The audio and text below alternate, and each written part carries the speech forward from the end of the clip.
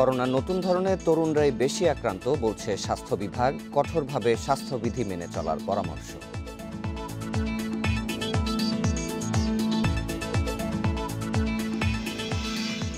রাজধানীতে আইসিইউ ফাঁকা মাত্র ৭টি। শ্বাসকষ্টের রোগী নিয়ে ছুটতে হচ্ছে হাসপাতাল থেকে হাসপাতালে।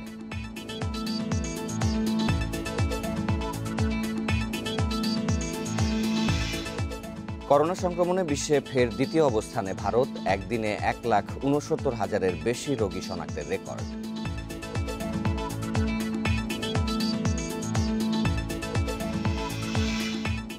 এবং এবার দাবি উঠল মামুনুলের তৃতীয় বিয়ের। মোহাম্মদপুর থানায় জিডি। রিসোর্ট কাণ্ডকে ব্যক্তিগত বলছে হেফাজত।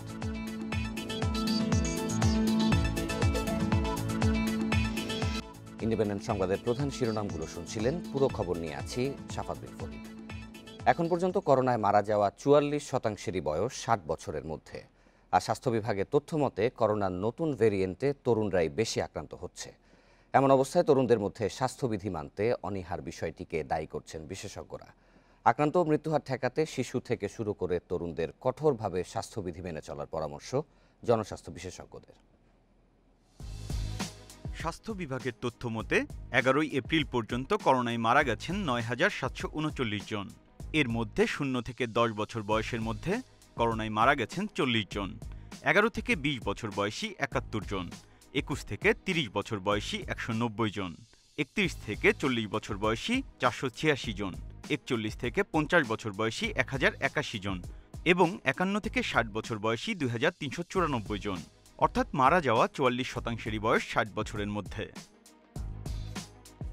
এছাড়া করোনায় মারা যাওয়া বাকি ৫,৪৭৭ জনের বয়স ৬০-এর উপরে। বয়স্কদের পাশাপাশি তরুণদেরও কঠোরভাবে স্বাস্থ্যবিধি মেনে চলার পরামর্শ জনস্বাস্থ্য বিশেষজ্ঞদের। এছাড়া যারা ডায়াবেটিস, উচ্চ রক্তচাপ সহ জটিল রোগে ভুগছেন তাদেরকে নিতে হবে বিশেষ সতর্কতা। শিশু এবং ইয়াংদের অন্যান্য বয়স্কদের তুলনায় তাদের অংশ খুব একটা কম নয় এবং তাদের ভিতরেও অনেকে মৃত্যুবরণ করছে। যারা মা বাবা আছে, প্যারেন্টস আছে, তাদেরকে ঘরে রাখা উচিত। যেহেতু স্কুল বন্ধ, কলেজ বন্ধ, তাদেরকে ঘর থেকে বের হইতে দেওয়া উচিত নয়। চলুন সবাই স্বাস্থ্যবিধি মেনে চলি। শনাক্ত হওয়া রোগীকে আমরা যত্ন করি, তার চিকিৎসকের পরামর্শে তাকে ব্যবস্থাপনা করি এবং তাকে অবশ্যই আইসোলেটেড অর্থাৎ আলাদা করে রাখি। আমরা নিশ্চয়ই করোনার যে বর্তমান ঢেউ, সেই ঢেউকেও আমরা মোকাবেলা করতে পারব। করোনার নতুন ভেরিয়েন্টে আক্রান্তদের শারীরিক অবস্থার দ্রুত অবনতি হয় জানিয়ে লক্ষণ দেখা দিলেই চিকিৎসকের পরামর্শ নেওয়ার আহ্বান জনস্বাস্থ্য বিশেষজ্ঞদের। Biprojit Chanda, independent news, Dhaka. এদিকে রাজধানীতে করোনার চিকিৎসা প্রায় অসম্ভব হয়ে উঠেছে। ২ কোটি জনসংখ্যার এই নগরীতে সরকারি বেসরকারি ৩২ হাসপাতালে আইসিইউ শয্যা মাত্র ৩৭৭টি, আর এর মধ্যে ফাঁকা মাত্র ৬০টি। আর সারা দেশে ৬৭২ আইসিইউর বিপরীতে ফাঁকা আছে ১৪২টি। গত বছরের মার্চে করোনা সংক্রমণ শুরুর পর সরকারি বেসরকারি হাসপাতালে চিকিৎসার ব্যবস্থা করে সরকার। পরে আক্রান্ত কমে আসায় সেপ্টেম্বরের শেষ নাগাদ কোভিড চিকিৎসা বন্ধ করে কিছু হাসপাতালে। তবে সম্প্রতি আবারও দেখা দিয়েছে সংক্রমণের ঊর্ধ্বগতি। জনস্বাস্থ্য বিশেষজ্ঞরা বলছেন, জানুয়ারি থেকে দেশে করোনার সাউথ আফ্রিকান ভ্যারিয়েন্ট সক্রিয় রয়েছে। এতে সংক্রমণের ২-৩ দিনের মধ্যেই আক্রান্ত হয় ফুসফুস, দেখা দেয় শ্বাসকষ্ট। চিকিৎসায় অপরিহার্য হয়ে পড়ে আইসিইউ সেবা। অথচ রাজধানীর ২ কোটি বাসিন্দার বিপরীতে কুয়েত বাংলাদেশ মৈত্রী হাসপাতাল, কুর্মিটোলা জেনারেল হাসপাতাল, ঢাকা মেডিকেল কলেজ হাসপাতাল, মুগদা মেডিকেল কলেজ হাসপাতাল সহ ১০টি সরকারি কোভিড হাসপাতালে আইসিইউ শয্যা আছে মাত্র ১৩২টি। এর মধ্যে ফাঁকা মাত্র ৩টি। আর বেসরকারি ১২ হাসপাতালে ২৪৫টি আইসিইউর মধ্যে ফাঁকা আছে মাত্র ৪টি। এতে হাসপাতাল থেকে হাসপাতালে ছুটেও আইসিইউ পাচ্ছে না গুরুতর রোগীরা। সারা দেশের চিত্র প্রায় রাজধানীর মতোই। করোনা চিকিৎসার জন্য নির্ধারিত হাসপাতালগুলোতে ৬৭২টি আইসিইউর মধ্যে ফাঁকা ১৪২টি।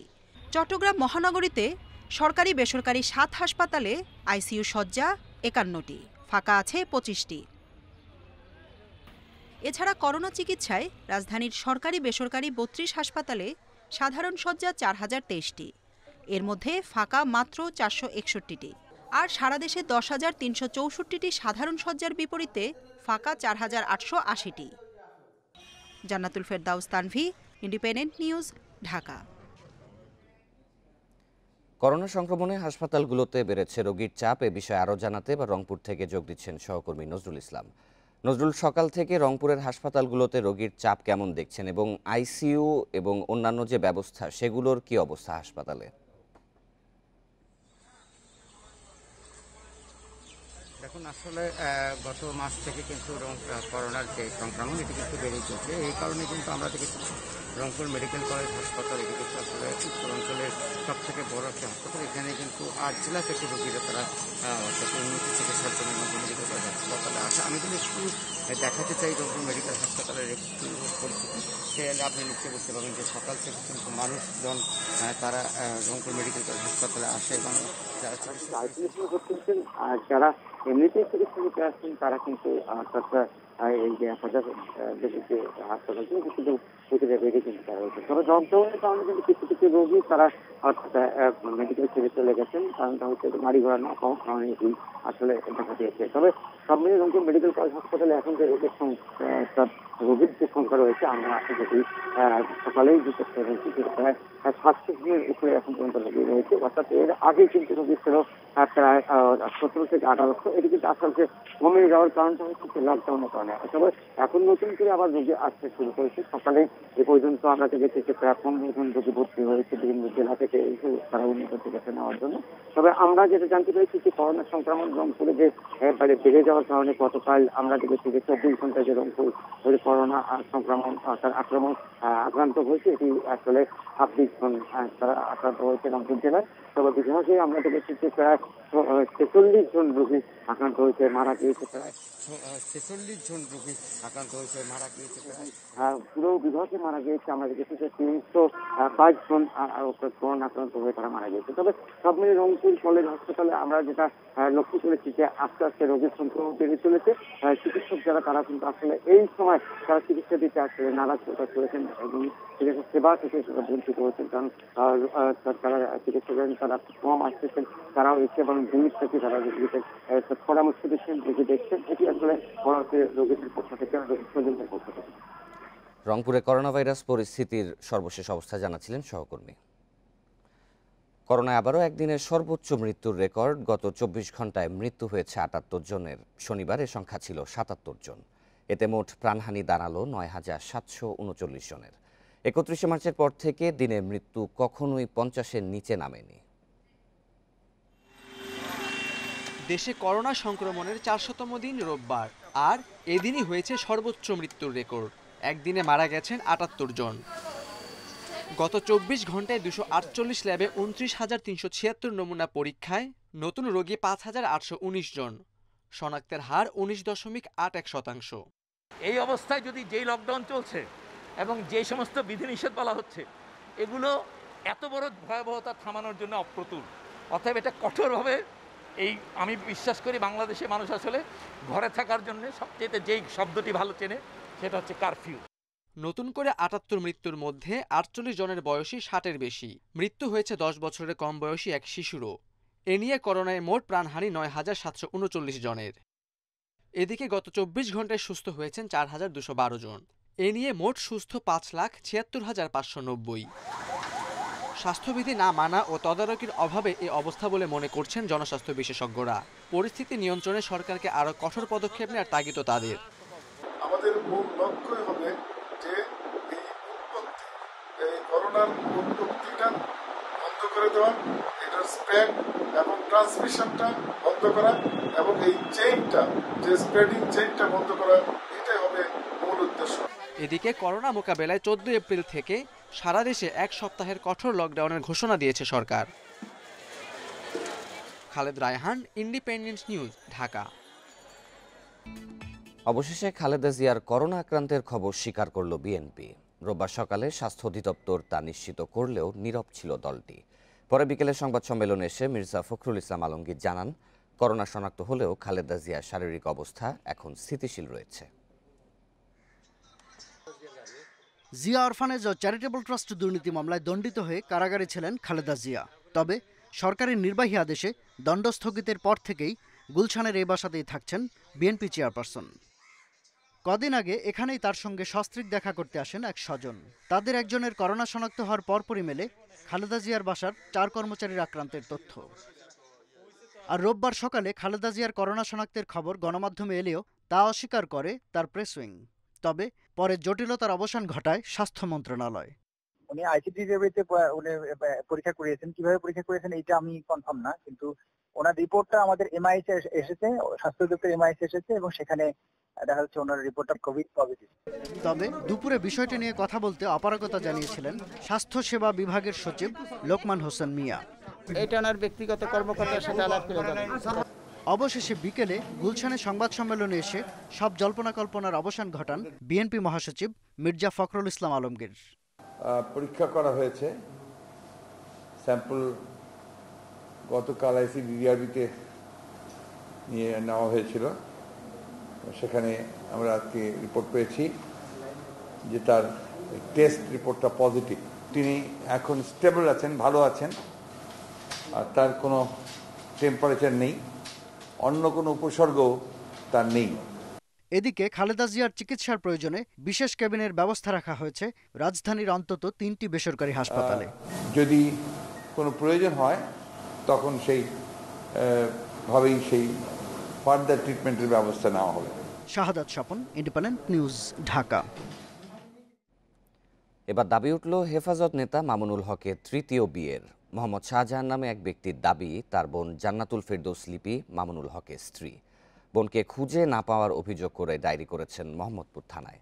জিডিত ওই ব্যক্তি বলেছেন মামুনুল হক তার বড় বোন জান্নাতুল ফেরদৌস লিপিকে বিয়ে করেছেন বলে তাকে চুক্তিনামা দেখিয়েছেন। এখন তার বোনের কোনো সন্ধান তারা পাচ্ছেন না। বোনকে নিরাপত্তা দেয়া এবং অভিভাবকের কাছে হস্তান্তরের জন্য জিডিতে তিনি আইনি সহায়তা চেয়েছেন। জিডিতে আরও উল্লেখ করা হয়, গত বুধবার জান্নাতুল ফেরদৌস লিপির সঙ্গে সর্বশেষ কথা হয় স্বজনদের।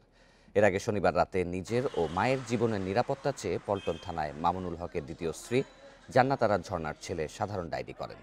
জান্নাত মামুনুল হকের সঙ্গে নারায়ণগঞ্জের সোনারগাঁওয়ের একটি রিসোর্টে গিয়েছিলেন। সেখানে মামুনুল হক তাকে তার দ্বিতীয় স্ত্রী বলে দাবি করেন।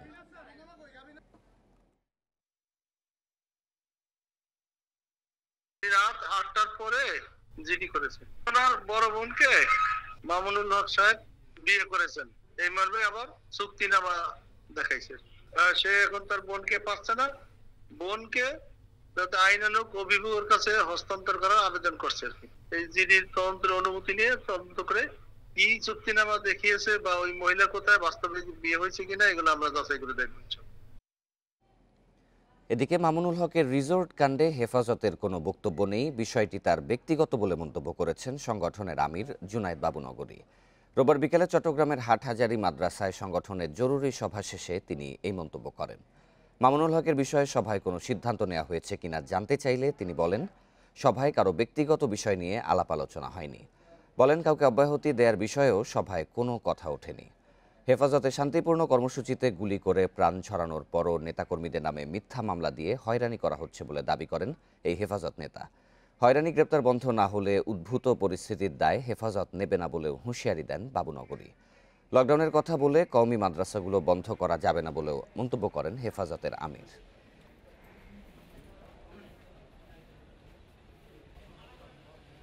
আজকে কোনো ব্যক্তি বিষয়ে কোনো আলোচনা হয় নাই এবং কাউকে অব্যাহতি দেওয়ার কোনো কথা উঠে নাই, কাউকে অব্যাহতি দেওয়ার কোনো আলোচনা হয় নাই।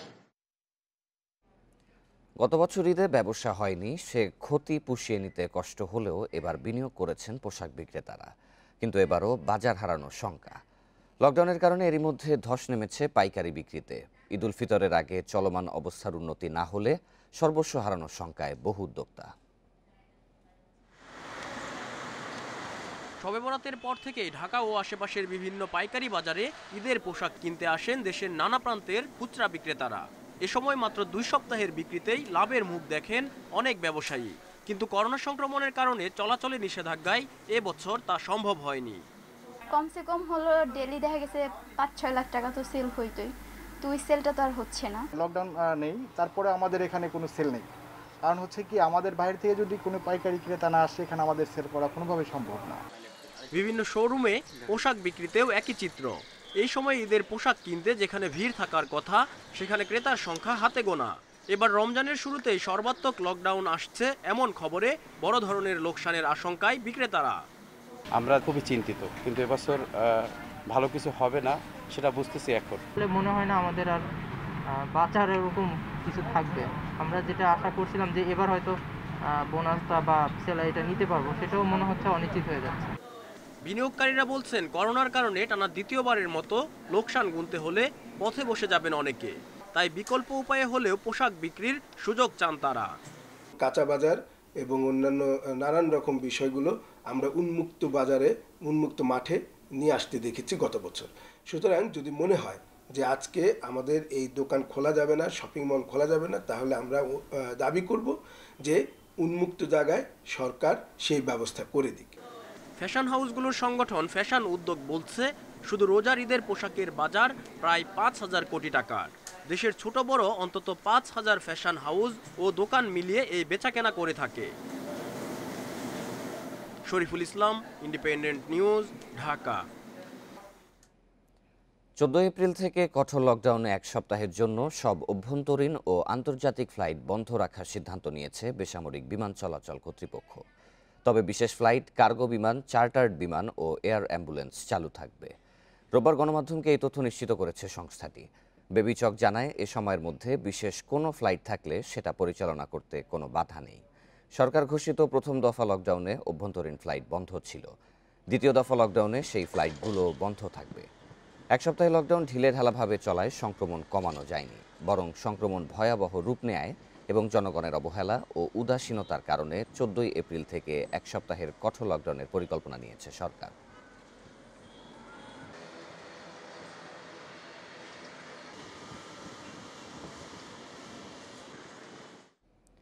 কঠোর লকডাউনে কারখানা খোলা রাখার বিষয়টি সরকার চিন্তা ভাবনা করছে বলে জানিয়েছেন বিকেএমই এর সহসভাপতি মোহাম্মদ হাতেম। রোববার বেলা 3টায় মন্ত্রিপরিষদ বিভাগের সচিব খন্দকার আনোয়ারুল ইসলামের সভাপতিত্বে একটি বৈঠকে এই আশ্বাস দেয়া হয় বলে জানান তিনি। আমাদেরকে পরিষ্কার বলেছেন যে স্বাস্থ্যবিধি মেনে আমরা যেন আমাদের কলকারখানা চালাই। তো এটা ইতিমধ্যেই স্বাস্থ্যবিধি মেনে যে আমরা চালিয়েছি, এটা কিন্তু সরকারের বিভিন্ন সংস্থা ইতিপূর্বে সেটা দেখেছে এবং এখনো এটা চলমান রয়েছে। আমরা যে স্বাস্থ্যবিধি মেনে চলার যে নির্দেশনাগুলি ফ্যাক্টরিগুলি দিয়েছিলাম এবং যে ব্যবস্থাগুলি আমাদের ফ্যাক্টরি লেভেলে নেওয়া হয়েছে, এগুলি কিন্তু চলমান রয়েছে। আর নতুন করে আমরা এগুলিকে আরো কঠোরভাবে পরিপালন করার জন্য আমাদের ফ্যাক্টরিগুলিকে আমরা অনুরোধ জানিয়েছি।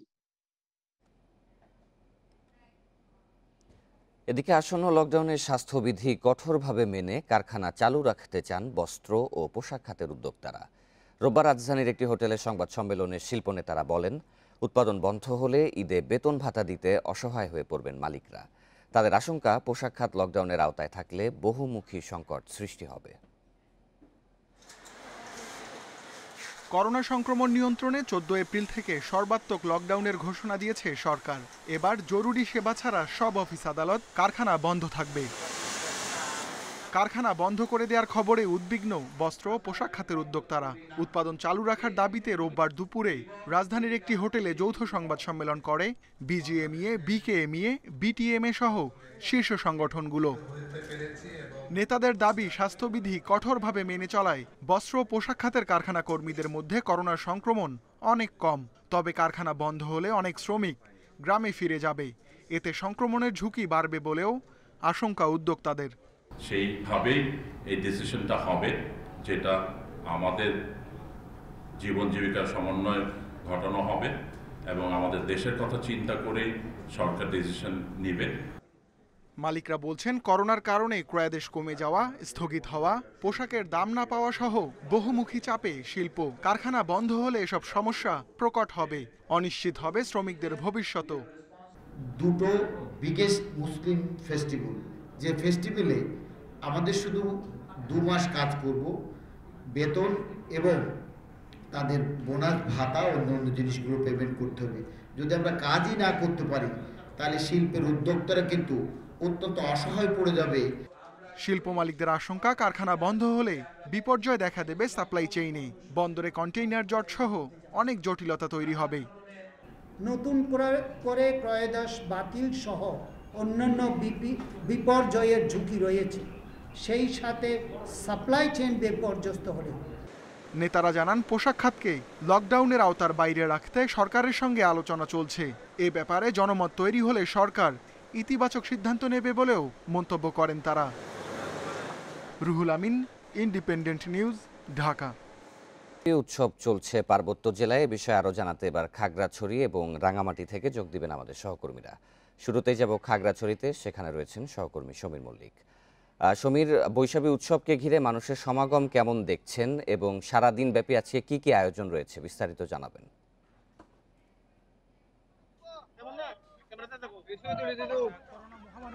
আজকে খাগড়াছড়িতে বৈশাখী উৎসব পালিত হচ্ছে এবং বিশেষ করে আজকে চাকমাদের যে ফুল বিজু, সেই উৎসবটার মধ্যে দিয়ে কিন্তু 3 জুনের যে বৈশাখী উৎসব সেটা কিন্তু উদযাপিত হচ্ছে। আমি যদি আপনাকে একটু দেখাতে চাই যে এখানে যারা চাকমা সম্প্রদায় যারা রয়েছেন তারা কিন্তু আজকে ফুল বাসানোর মধ্য দিয়ে এই যে ফুল বিজুর মধ্য দিয়ে তাদের যে 3 দিনের যে বৈশাখী উৎসব সেটা শুরু করেছেন। বিশেষ করে এখানে মূলত যে গঙ্গা দেবী অর্থাৎ পুরনো বছরের যে দুঃখ গ্লানি এইটা মুছে দিয়ে নতুন বছরকে বরণ করার জন্য কিন্তু এই ফুল বিজুর উদযাপন করা হয় এবং বিশেষত আগামী দিনগুলো যাতে আরও বেশি সমৃদ্ধ হয়, নতুন দিনগুলো যাতে সুন্দর হয়, সেই লক্ষ্যে কিন্তু এই ফুল বিজুটা করা হয়। আমি যদি আপনাকে বলতে চাই, আজকে খাগড়াছড়ির চেঙ্গি এবং মাই নদীতে কিন্তু শত শত চাকমা জনগোষ্ঠী তারা কিন্তু একত্রিত হয়েছে মূলত এই যে আজকে যে ফুল বিজু সেটা উদযাপন করার জন্য।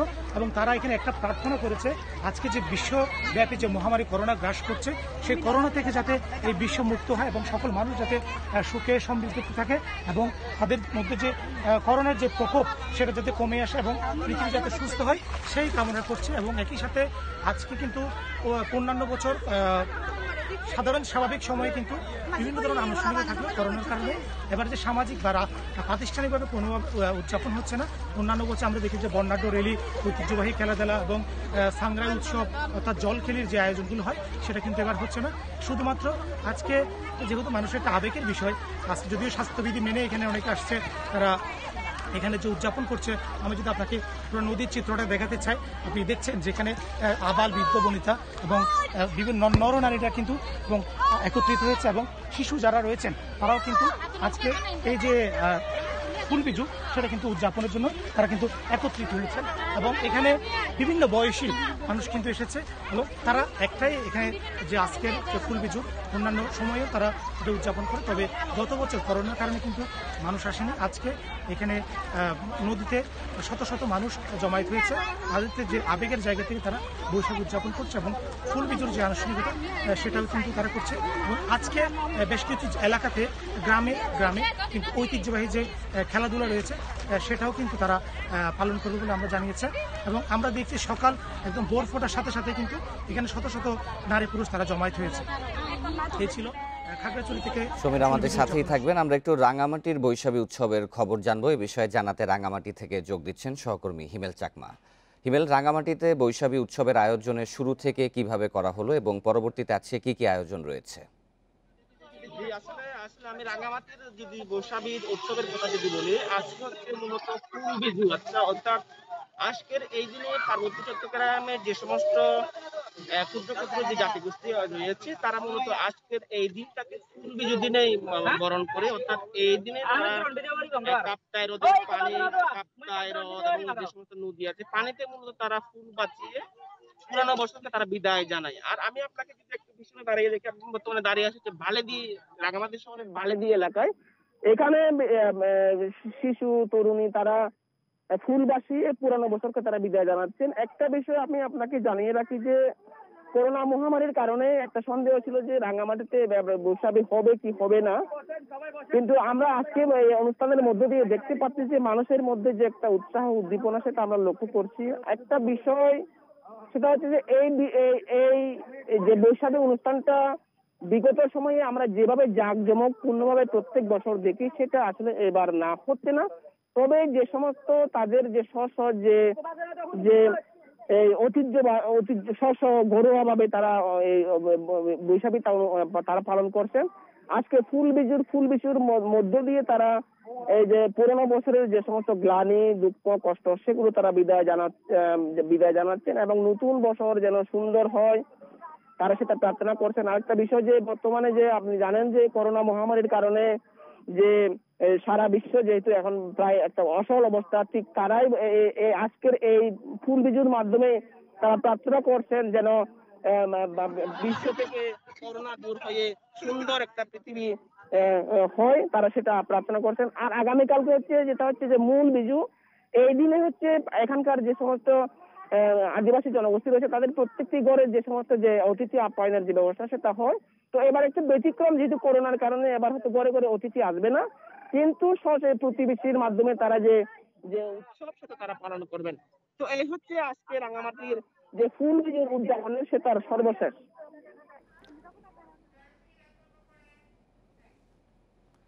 এসএসসির ফর্ম ফিল আপে অতিরিক্ত টাকা আদায় করছে বেশিরভাগ স্কুল, তবে লিখিত কোনো অভিযোগ না পাওয়ায় কোনো ব্যবস্থা নিতে পারছে না শিক্ষা বোর্ড। এ অবস্থায় অভিভাবকদের পরিচয় গোপন রেখে অভিযোগ দিতে বলছেন তারা। এসএসসির ফর্ম ফিল আপ শুরু হয়েছে 1 এপ্রিল থেকে। এবার বিজ্ঞান বিভাগের ফি 1970 আর ব্যবসায় শিক্ষা ও মানবিকে 1850 টাকা।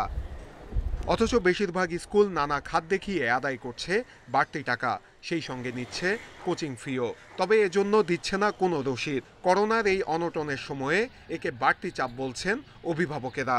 আমি 2200 টাকা দিতে অনেক হিমশিম খেয়েছি। কোনো কোচিংই হচ্ছে না, স্কুলে ক্লাস হচ্ছে না, তারা কিসের ভিত্তিতে টাকা নিচ্ছে? বোর্ড বলছে এ নিয়ে অভিভাবকেরা অভিযোগ না দেয়ায় কোনো ব্যবস্থা নিতে পারছে না তারা। অভিযোগ পেলেই তদন্ত করে নেওয়া হবে কঠোর ব্যবস্থা। লিখিত অভিযোগ করেনি, আমি স্পষ্টভাবে বলছি, অভিযোগটা যদি আমাদের কাছে আসে সেই শিক্ষা প্রতিষ্ঠানের সমস্ত কিছু বন্ধ করে দেওয়া হবে।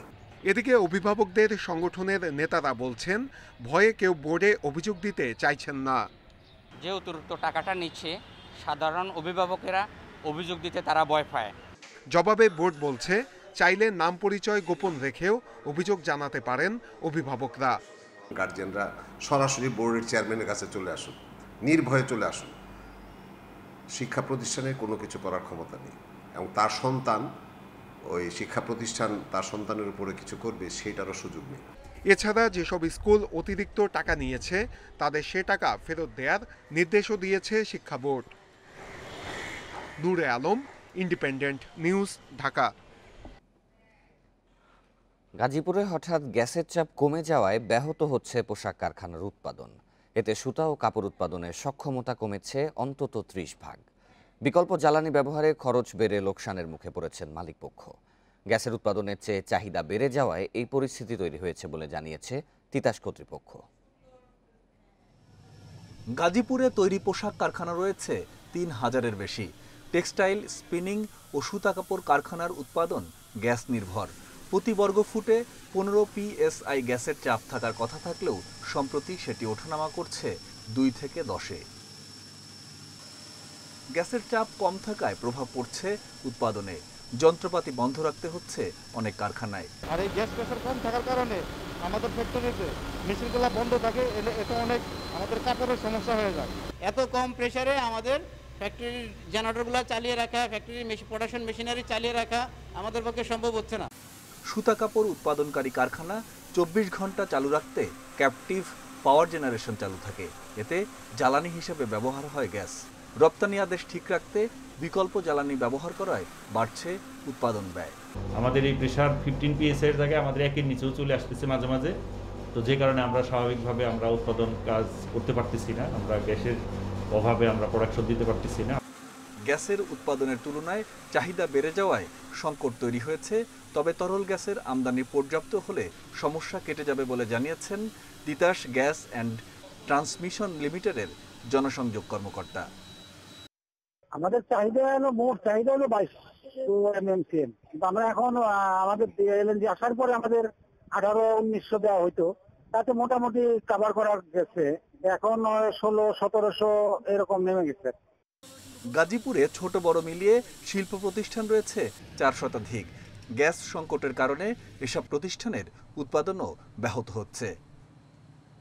Independent news desk. কুষ্টিয়ায় দেখা দিয়েছে তীব্র পানির সংকট। ভূগর্ভস্থ পানির স্তর নেমে যাওয়ায় পৌর এলাকার প্রায় সবগুলো নলকূপ অকেজো, এমনকি গভীর নলকূপেও উঠছে না পানি। এ অবস্থায় দুর্ভোগে পড়েছেন অসংখ্য মানুষ। আর খালবিল নদী নালা শুকিয়ে হুমকির মুখে পড়েছে জীববৈচিত্র্য। কুষ্টিয়া পৌর এলাকার 21টি ওয়ার্ডের 37,000 বাড়িতেই রয়েছে নলকূপ। এছাড়া বিভিন্ন এলাকায় 4,600 নলকূপ স্থাপন করেছে পৌর কর্তৃপক্ষ। গত 2 সপ্তাহ ধরে এসব নলকূপের প্রায় সবগুলোই অকেজো। পানির লেয়ার নিচে নেমে গেছে, মেশিনেও পানি উঠছে না, ওই হচ্ছে চাপকলেও পানি উঠছে না। পৌর এলাকার পাশাপাশি শহর সংলগ্ন হরিপুর, কয়া, শিলাইদহ ইউনিয়ন সহ বেশ কিছু এলাকায় চলছে পানির জন্য হাহাকার। গড়াই নদীর তীরবর্তী মানুষের অবস্থা আরও খারাপ। বিশুদ্ধ পানির পাশাপাশি গৃহস্থালির কাজে ও গবাদি পশুর পানি সংগ্রহ করতে হিমশিম খেতে হচ্ছে তাদের। নদী যখন ভরা থাকে সেন আমার কলে পানি থাকে, আর নদীর শুকা গেছে, পানিও শুকা গেছে। 2 মাইল দূরের থেকে পানি টাইনে নিয়ে আসছি বোতলে করে, নিয়ে এসে যে ভাত রাঁধছি। পানির জন্য তো নিজের পানিও খেতে পারছে না, গরু বাছুরেরও খাওয়াতে পারছে না, আর কিনেও খাওয়াতে পারছে না। ভূগর্ভস্থ পানির স্তর নেমে যাওয়ায় খালবিল, পুকুর, জলাশয় শুকিয়ে চৌচির। গভীর নলকূপেও চাহিদা মতো উঠছে না পানি, এতে সংকট তীব্র হয়েছে। উৎপাদক যে নলকূপগুলা তার উৎপাদন ক্ষমতা এখন কমে গেছে পানির লেয়ারের নিচের কারণে। যেটা হাউস পাইপের মধ্যে যে লেভেলে পানি থাকছে, আমরা দেখা যাচ্ছে আধ ঘন্টা পানি টানার পরে সেই লেভেলটা অনেক নিচে চলে যাচ্ছে, যার কারণে প্রয়োজনীয় পরিমাণ পানি লাইন সরবরাহে আসছে না। পানির স্তর নেমে যাওয়ার জন্য অপরিকল্পিতভাবে গভীর নলকূপের ব্যবহারকে দায়ী করছে জনস্বাস্থ্য প্রকৌশল অধিদপ্তর। গত বছর কিন্তু সময়টা দেখেন ভালো বৃষ্টি হয়েছিল, তো ফলে আপনার ওয়াটার লেভেলটা নিচে নেমে গেছে। একটা তো হলো বৃষ্টি, 2 নম্বর হচ্ছে আপনার নদীর পানিটা কিন্তু শুকায় গেছে। এমনি তো ওই রিচার্জ হইতেছে না, পানির লেয়ার নিচে নামছে, এরপরে আবার আপনি ওই পানিটাকেও আপনি সাবমার্সিবল পাম্প দিয়ে উঠাই ফেলতেছেন, আরো নিচে নামতেছে। এমন পরিস্থিতিতে পরিকল্পিত নলকূপ স্থাপনের পরামর্শ দিয়েছেন বিশেষজ্ঞরা। Independent news desk.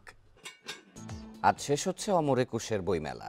অন্যান্য বারের তুলনায় বিক্রি কম হলেও নতুন লেখক ও তারকাদের বইয়ে আগ্রহ দেখা গেছে ক্রেতাদের। তবে করোনা পরিস্থিতি না থাকলে বিক্রি আরও বাড়ত বলে মত তরুণ লেখকদের। 2-1 দিনের কথা বাদ দিলে এবার একুশের বইমেলায় ক্রেতা দর্শনার্থীর সমাগম খুব একটা হয়নি।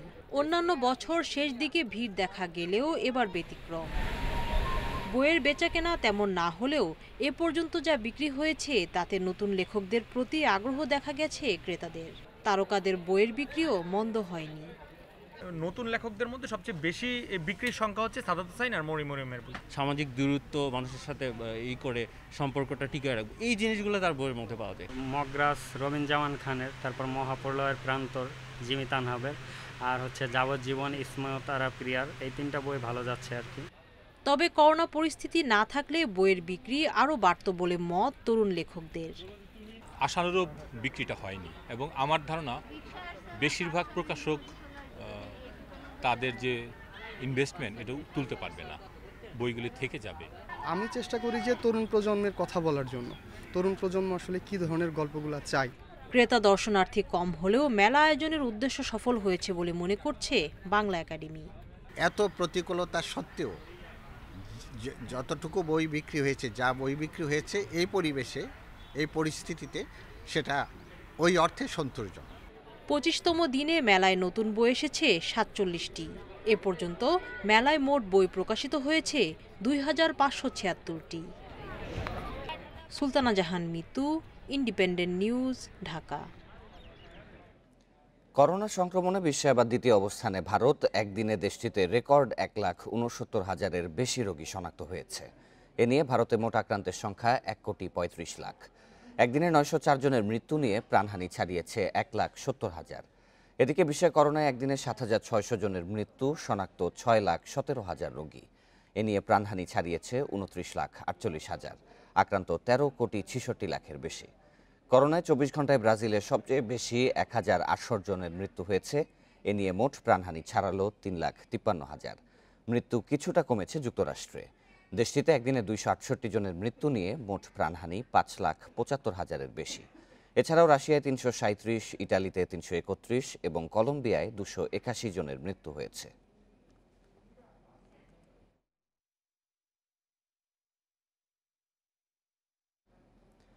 এদিকে করোনায় পুরোপুরি বিপর্যস্ত ভারত, প্রতিদিনই মৃত্যু ও আক্রান্তের নতুন রেকর্ড হচ্ছে দেশটিতে। রোগী বাড়ায়, হাসপাতালে দেখা দিচ্ছে শয্যা সংকট। এই পরিস্থিতির মধ্যেই 10 কোটি ডোজ টিকা প্রয়োগের মাইল ফলকে পৌঁছেছে দেশটি। দ্বিতীয় ধাপের করোনার সংক্রমণে বিপর্যস্ত ভারত। রোববার বিশ্বের সবচেয়ে বেশি রোগী শনাক্ত হয় দেশটিতে। সংক্রমণের ঊর্ধ্বগতিতে হাসপাতালে দেখা দিয়েছে শয্যা সংকট। পরিস্থিতি নিয়ন্ত্রণে উত্তরপ্রদেশ সহ বেশ কিছু রাজ্যে কারফিউ সহ নানা বিধিনিষেধ আরোপ হয়েছে। জরিপে দেখা যায় ভারতে মোট সক্রিয় করোনা রোগীর 51%ই মহারাষ্ট্রে। এই অবস্থায় শিগগিরই রাজ্য জুড়ে লকডাউনের ইঙ্গিত দিয়েছেন মুখ্যমন্ত্রী উদ্ধব ঠাকরে। দ্বিতীয় ধাপের সংক্রমণের কথা বলা হলেও দিল্লিতে চতুর্থ ধাপের সংক্রমণ শুরুর কথা জানিয়েছেন মুখ্যমন্ত্রী অরবিন্দ কেজরিওয়াল। নতুন বিধিনিষেধ জারি হলেও লকডাউনের সম্ভাবনা নেই বলে জানান তিনি। টিকা প্রয়োগের ক্ষেত্রে বয়সের সীমাবদ্ধতা তুলে নেওয়ার আহ্বান জানিয়েছেন দিল্লির মুখ্যমন্ত্রী। এদিকে এই অবস্থার মধ্যে 10 কোটির বেশি ডোজ টিকা প্রয়োগের মাইলফলকে পৌঁছেছে ভারত। 16 জানুয়ারি শুরু হয় টিকা কার্যক্রম। 10 কোটি ডোজ প্রয়োগের মাইলফলক ছুঁতে সময় লেগেছে 85 দিন, যেখানে 10 কোটি ডোজ টিকা দিতে যুক্তরাষ্ট্রের সময় লেগেছে 89 দিন, আর 102 দিন লেগেছে চীনের। আশরাফ শুভ, ইন্ডিপেন্ডেন্ট নিউজ। সৌদি আরবে রোববার রমজান মাসে চাঁদ দেখা যায়নি। এতে দেশটিতে রোজা শুরু হবে মঙ্গলবার থেকে। রোববার সন্ধ্যায় সৌদি আরবের চাঁদ দেখা কমিটি এই ঘোষণা দিয়েছে। সৌদি আরবের পাশাপাশি মধ্যপ্রাচ্যের অন্যান্য দেশগুলোতেও পবিত্র রমজান শুরু হবে একই দিনে। এদিকে আজ বাংলাদেশ, ভারত, পাকিস্তান সহ অন্যান্য দক্ষিণ এশিয়া দেশগুলোতে চাঁদ দেখা না গেলে রোজা শুরু হবে 14 এপ্রিল। আজ বায়তুল মোকাররম ইসলামের ফাউন্ডেশনের জাতীয় চাঁদ দেখা কমিটির সভায় চূড়ান্ত সিদ্ধান্ত জানানো হবে। মূলত মধ্যপ্রাচ্যের সময়ের সাথে মিল রেখে পরের দিন দক্ষিণ এশীয় দেশগুলোতে রোজা ও ঈদ পালন করা হয়।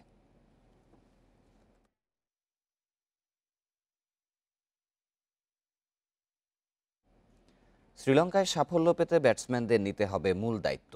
এর পাশে ভূমিকা রাখতে হবে পেসারদেরও। টেস্ট অধিনায়ক মুমিনুলের বিশ্বাস, এবার দল হয়ে খেলতে পারবে বাংলাদেশ। অভাব পূরণ করা সম্ভব হবে সাকিব ও মুস্তাফিজের। দুপুর 12:30টায় 2 টেস্ট খেলতে শ্রীলঙ্কার উদ্দেশ্যে রওনা হবে বাংলাদেশ জাতীয় দল। একজন অধিনায়ক তখনই সফল হন যখন তার দল একটা ইউনিট হয়ে খেলতে পারে। অধিনায়কত্ব পাওয়ার পর মুমিনুল সেই অভাবটা যেন সবচেয়ে বেশি অনুভব করেছেন। 6 টেস্টে কখনোই পুরো শক্তির দল পাননি। শ্রীলঙ্কার বিপক্ষে এবারও পাচ্ছেন না সাকিব আর মুস্তাফিজকে। তারপরও আশা ছাড়ছেন না সাদা পোশাকের কান্ডারি। আমার কাছে মনে হয় না যে সাকিব ভাই, মুস্তাফিজ অথবা একাদশ না থাকলে যে টিম রেজাল্ট হবে না। আল্লাহ দেখেন যে প্লেয়ার তো ওনারা আছে, কিন্তু অন্যান্য প্লেয়ার অন্যান্য যারা আছে সব ওনারা তো আর 10-12টা হাত না। অন্যান্য প্লেয়ার যারা আছে সবারই 10-12টা হাত। তো আমার কাছে মনে হয় যে এটা কোনো প্রভাব পড়ে। তো আমরা হয়তো আপনার টিম ওয়াইজ খেলতে পারতেছি না, এই কারণে রেজাল্টটা হয় না। কে থাকলো কে থাকলো না সেই প্রশ্নের চেয়ে বড় হয়ে ওঠে দলের জয়। সাফল্য না এলে পড়তে হয় চরম সমালোচনায়। সেই অভিজ্ঞতা বেশ কয়েকবার হয়েছে, মানিয়েও নিয়েছেন এরই মধ্যে।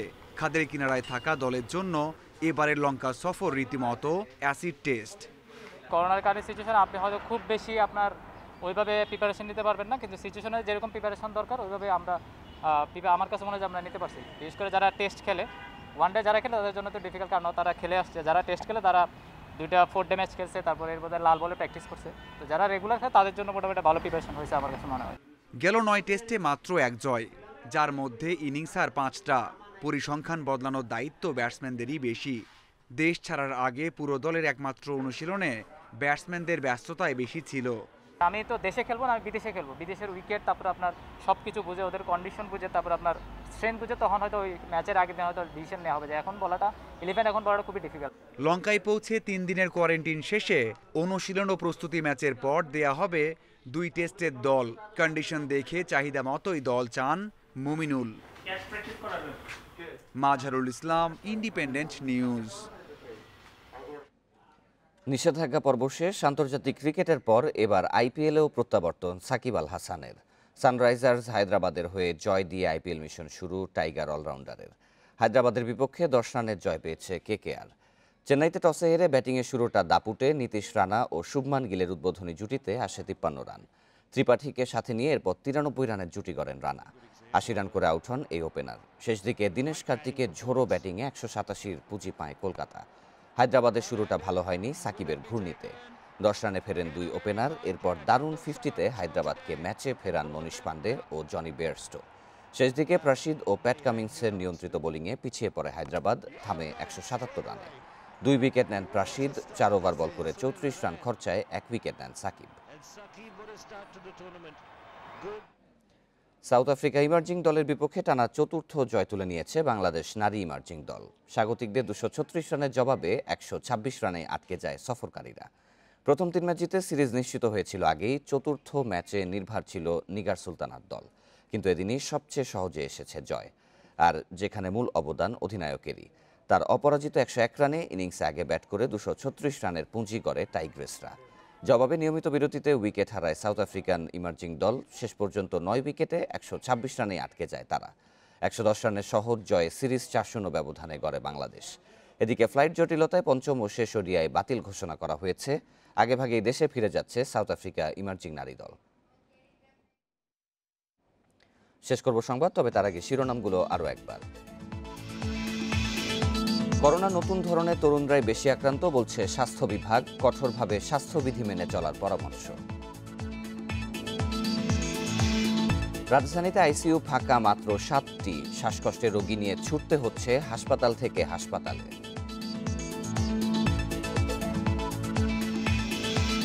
করোনা সংক্রমণে বিশ্বে ফের দ্বিতীয় অবস্থানে ভারত। একদিনে 1,69,000-এর বেশি রোগী শনাক্তের রেকর্ড। এবং এবার দাবি উঠল মামুনুলের তৃতীয় বিয়ের। মোহাম্মদপুর থানায় জিডি। রিসোর্ট কাণ্ডকে ব্যক্তিগত বলছে হেফাজত।